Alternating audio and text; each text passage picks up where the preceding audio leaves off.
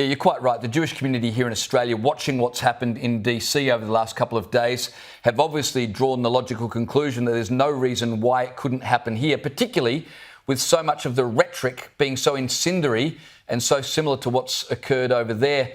I wanted to ask you, Eylon, about a UN Humanitarian Chief who falsely claimed last week that 14,000 babies in Gaza would die within 48 hours if aid didn't reach the Gaza Strip. Here's what he said.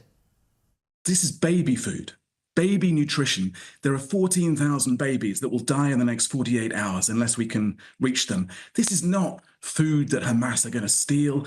No, we run the risk of looting. We run the risks of being hit as part of the Israeli military offensive. Now, Eylon, this claim was reported around the world. It made Israel sound like absolute monsters. 14,000 babies dead in 48 hours. But of course, it was never true, was it?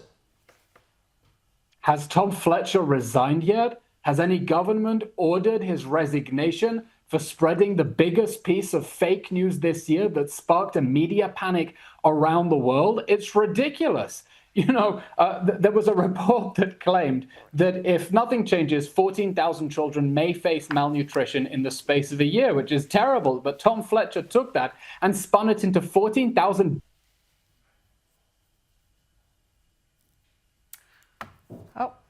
Ridiculous allegation. Pause for a second to think how utterly stupid it sounded. But this is a problem we have with the United Nations. Sometimes they spread completely false information. And as Winston Churchill said, a lie can get all the way around the world before the truth is able to pull its pants up. You know, the problem we're dealing with is there are many people who want to believe the worst about Israel. So you know what? Let me say on the broadcast here to Mr. Fletcher, thank you very much.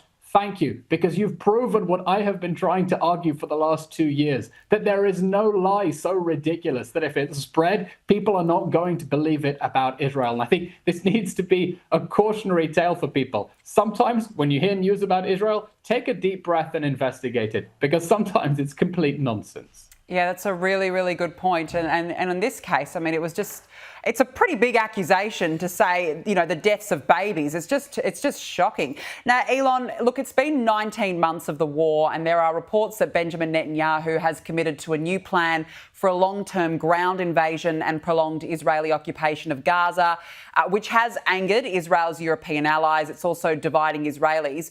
Eylon, I guess, you know, the first issue is obviously getting back hostages. The second is what happens to Gaza moving forward.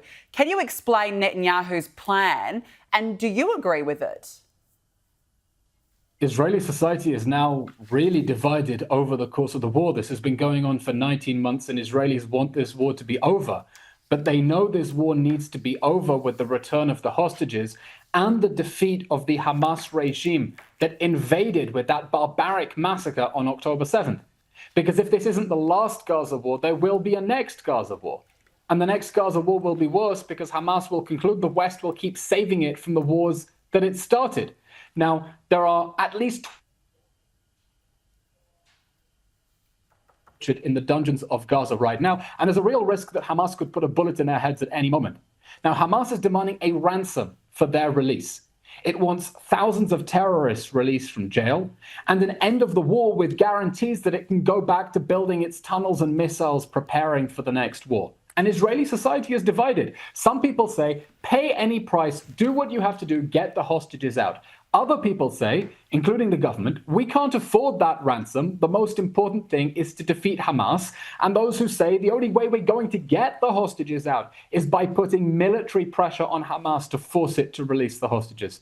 And I think the demand we need to hear from the whole world right now against Hamas is this war can end tomorrow, exactly the same way.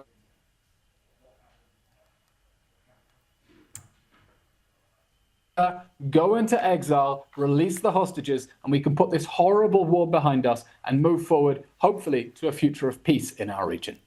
Well, we're all absolutely praying for that, Eylon Levy. Thank you for your time tonight, and we, as always, wish you all the best.